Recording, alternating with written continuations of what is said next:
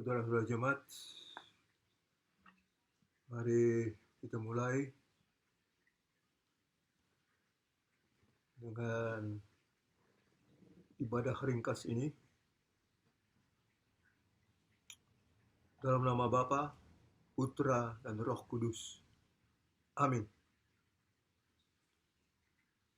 Pembacaan kita terambil dari Injil Matius pasal 28 ayat 1 sampai dengan ayat yang ke-10. Yang akan saya bacakan adalah ayat 4, 5, dan 6, ayat 9 sampai dengan ayat yang ke-10.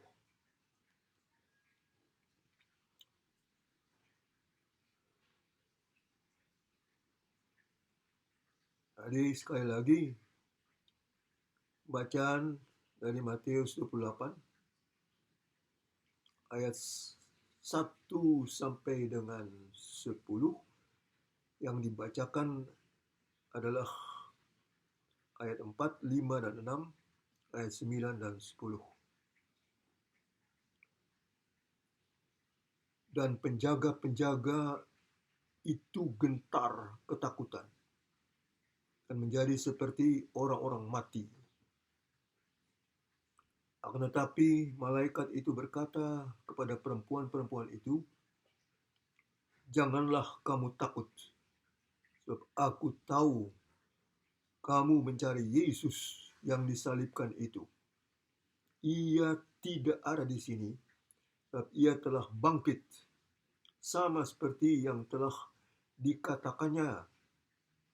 Mari, lihatlah tempat ia berbaring." Tiba-tiba Yesus berjumpa dengan mereka dan berkata, "Salam bagimu." Mereka mendekatinya dan memeluk kakinya, serta menyembahnya. Maka kata Yesus kepada mereka, "Jangan takut. Pergi dan katakanlah kepada saudara-saudaraku, supaya mereka pergi ke Galilea, dan di sanalah mereka akan melihat aku." Saudara-saudara sekalian, kita lihat dalam nas munculnya kata takut, mulai dari para penjaga yang gentar ketakutan karena munculnya malaikat, sehingga terjadi gempa bumi, dan mereka ketakutan atas penampakan malaikat itu. Malaikat itu sebenarnya hendak berbicara dengan para ibu-ibu, yakni Maria Magdalena dan Maria yang lain, yang akan menengok kubur Tuhan Yesus. Malaikat itu hendak berkata kepada mereka bahwa Tuhan sudah tidak ada di sana. Dan penampilannya itu luar biasa, meyakinkan, tapi mungkin juga menakutkan. Karena kebangkitan dari antara orang mati adalah peristiwa yang luar biasa, yang tidak alamiah. Oleh sebab itu, bisa saja ibu-ibu itu takut dengan munculnya malaikat dan berita bahwa kubur itu sudah kosong, mungkin sudah dipindahkan orang, jasad Tuhan Yesus. Dan Mereka menjadi saksi-saksi pertama dari kebangkitan Tuhan Yesus. Dan mereka disuruh memberitahukan bahwa Tuhan akan menampakkan diri kepada para saudara-saudaranya, para murid Tuhan di Galilea. Dan di situ ia akan memperlihatkan diri kepada para murid. Tapi Tuhan tiba-tiba juga menampakkan langsung kepada mereka. Mereka melihat seperti diri Tuhan sendiri memeluknya. Dan Tuhan juga mengatakan jangan takut. Mungkin maksudnya jangan takut melihat dia yang tadi mati tetapi sekarang sudah bangkit dari maut. Itu merupakan hal yang luar biasa, yang tidak disangkakan orang. Namun demikian, saudara-saudara sekalian, Tuhan Yesus sendiri telah membangkitkan orang yang telah mati 4 hari, yang berada di kubur 4 hari, yakni Lazarus. Kita baca saja Injil Yohanes pasal yang ke-11. Dan dia mengatakan kepada khalayak ramai, akulah kebangkitan dan hidup. Siapa yang percaya kepadaku, dia akan hidup walaupun ia sudah mati. Jadi dua perbedaan kontroversi ini itu yang membuat orang takut selain takjub itu. Dan itu dilihat oleh banyak orang, kejadian kebangkitan Lazarus dari kematian. Bukan hanya saudara-saudaranya Marta dan Maria. Saudara-saudara, maut adalah kepastian.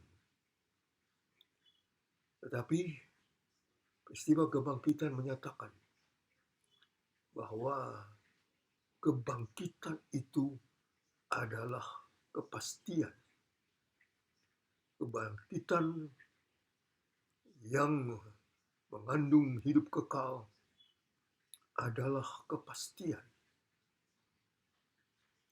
Walaupun kita berada di alam semesta dengan segala keterbatasan, maka Tuhan menyatakan bahwa kebangkitannya dari kematian merupakan pegangan pasti dalam iman. Dan ia juga menyatakan bahwa ia akan menyertai umatnya selama dalam kehidupan alamiah sampai zaman akhir. Itu ayat 20 dari pasal 28 Injil Matius. Jadilah itu kepastian bagi orang yang percaya. Dia tidak akan menikmati hidup yang kekal. Karena kematian adalah lenyapnya hidup untuk selama-lamanya.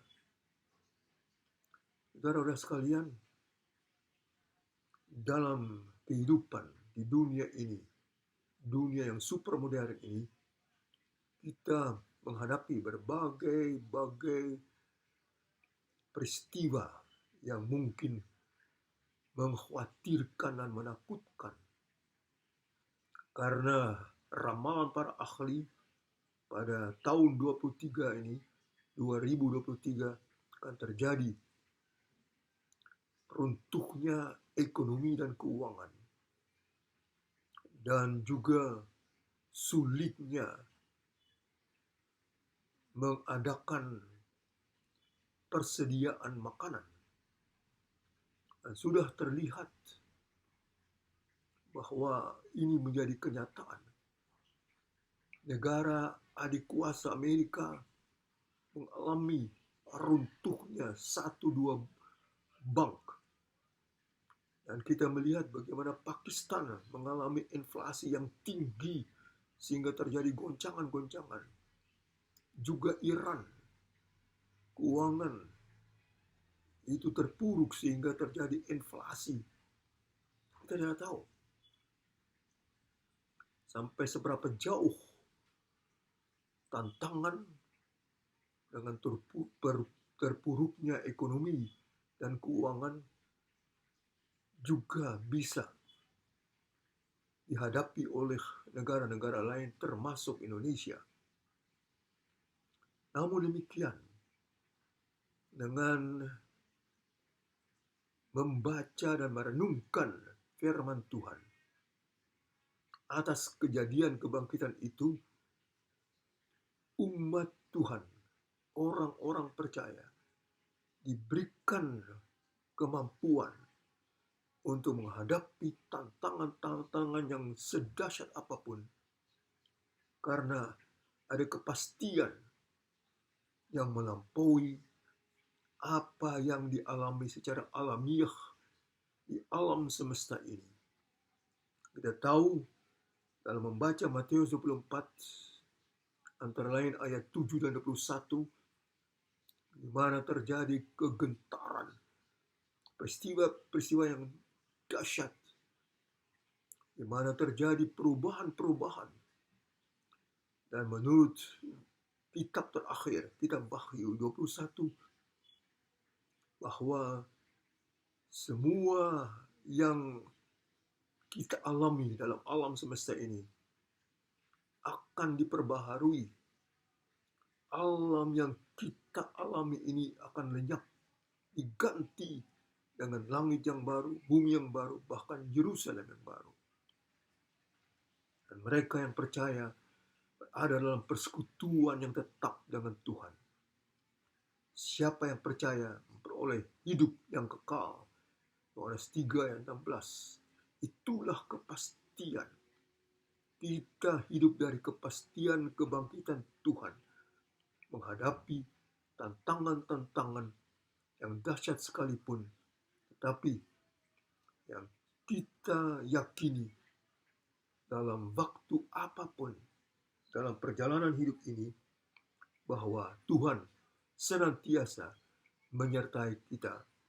Nama Tuhan adalah Emmanuel, El Allah, Im adalah bersama, Imanu bersama kita.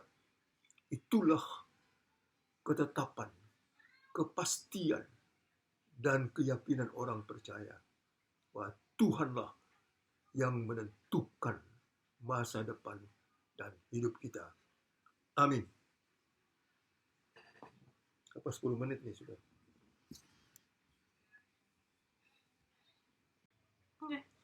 Jemaat Yesus Kristus, itulah renungan berdasarkan peristiwa kebangkitan Tuhan kita Yesus Kristus. Mari kita menutup ibadah ringkas ini dengan berkat. Tuhan memberkati dan melindungi engkau. Tuhan menyinari engkau dengan wajah-Nya dan memberi kasih karunia. Tuhan menghadapkan wajah-Nya kepadamu dan memberi damai sejahtera. Amin.